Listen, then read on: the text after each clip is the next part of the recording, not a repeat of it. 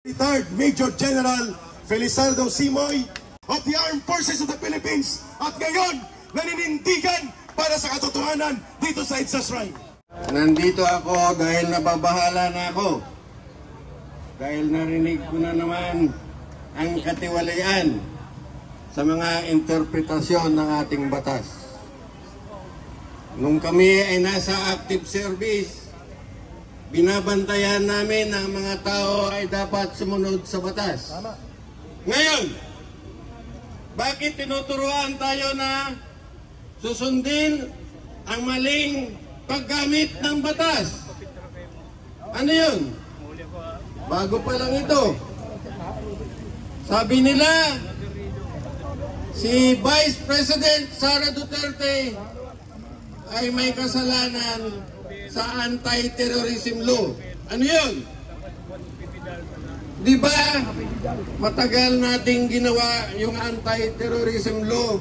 Matagal pinagbatihan yan. Ang anti-terrorism law ay designed and written against the enemies of the state. Correct. Sino ba ang na-declare ng bansa na enemies of the state?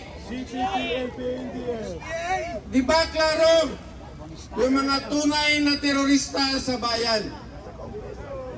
Na-declare ba ang ating BP na enemy of the state? Ngayon, yung mga kasama namin na retired na ay pinaalahanan namin na ang pagpasunod sa batas ay dapat nasa tamang pamamaraan. Sino ang tamang sumusunod sa batas? At ang hindi sumusunod sa batas ay babanggain ng karamihan sa amin.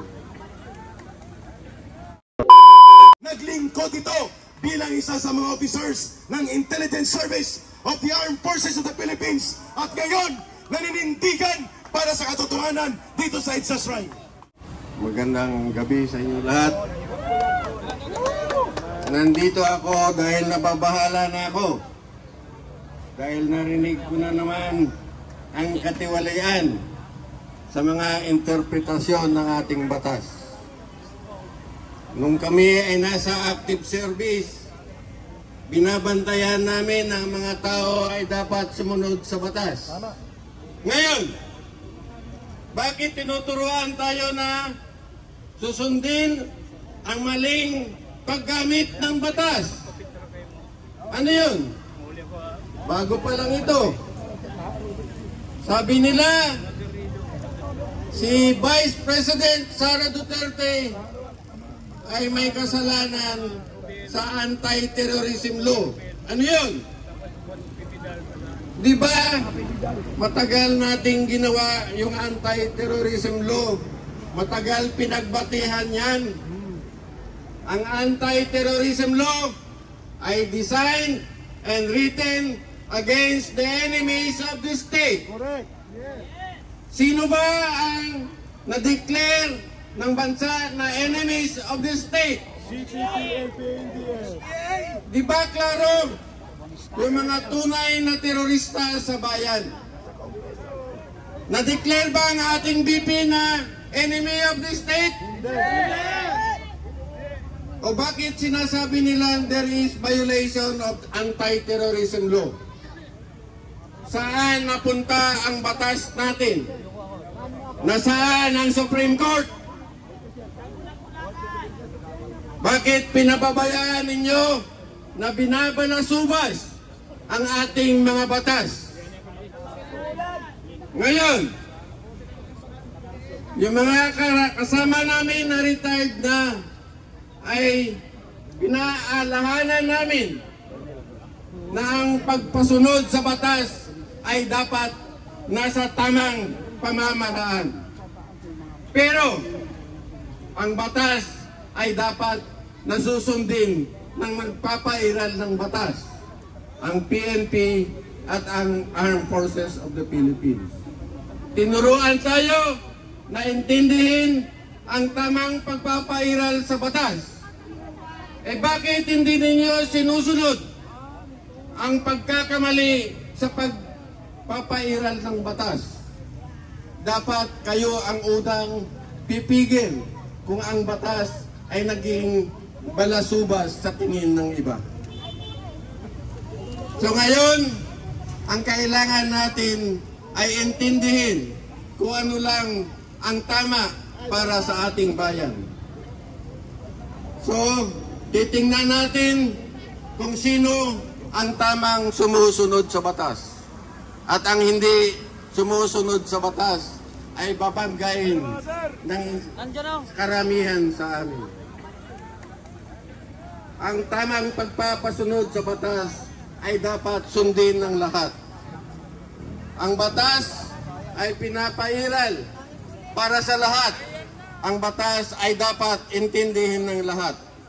Ang mga lawyers at mga justices,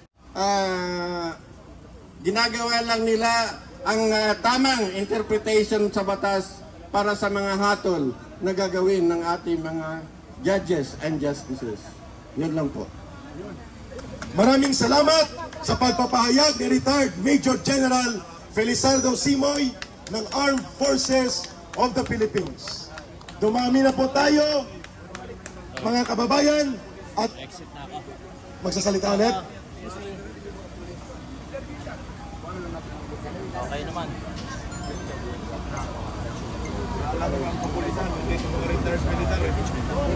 Okay. Magkakaroon tayo ng immediate press conference muna.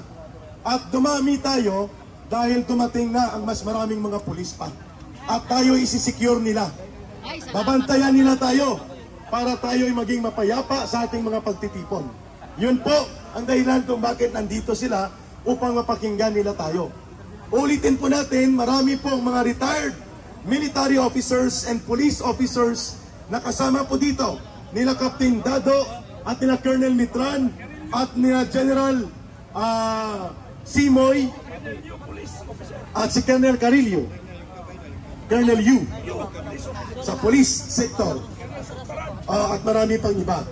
Pero patawag natin muna at bibigyan ng pagkakataon si Captain Dado para sumagot, Colonel Soparan. Para sumagot sa mga tanong, Captain Dado, samahan kita dito sa tanong. Okay, go.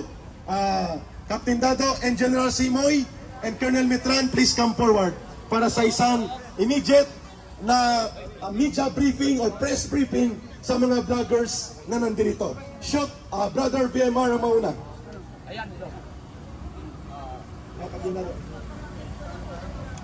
Okay, go ahead. Ayan, wait lang. may wag. Okay.